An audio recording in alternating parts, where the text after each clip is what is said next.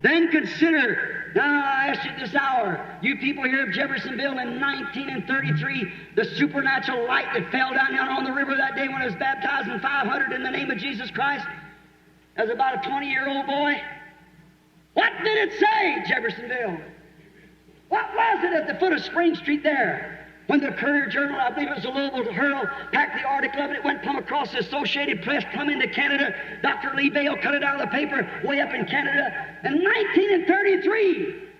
How could we believe that with just barely a grammar school education and so forth? But I believed it that afternoon when I was so tired. When I got finished baptizing, they had to come get me out of the water. I couldn't hardly stand no more in the current of the river.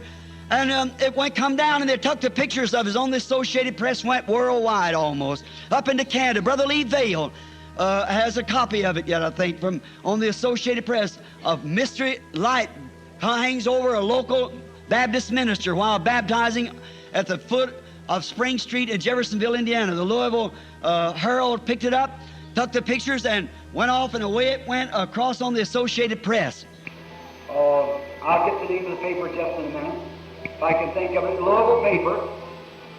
Great article. Mystic light appears over local Baptist advances while baptizing at river. Very mystic thing. People could not understand. Many fainted at the presence of it.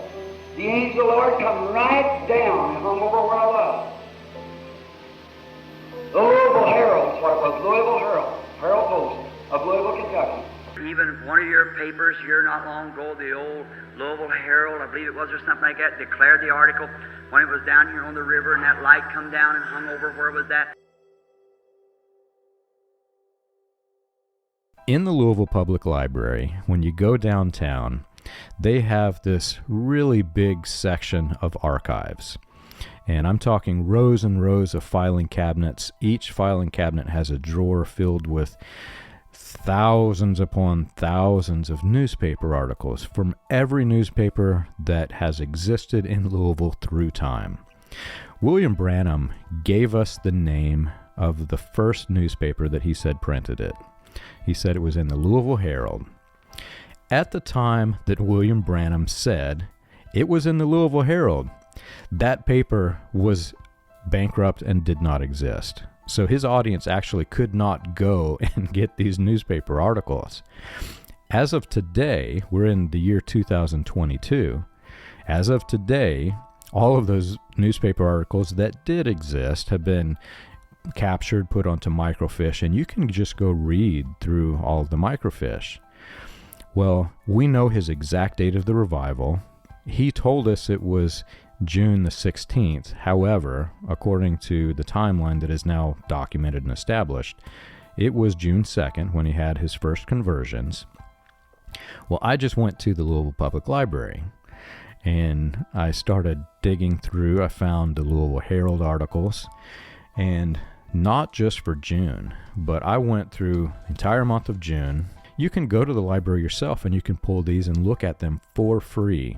They will even let you print these pages out of the Louisville Public Library for free.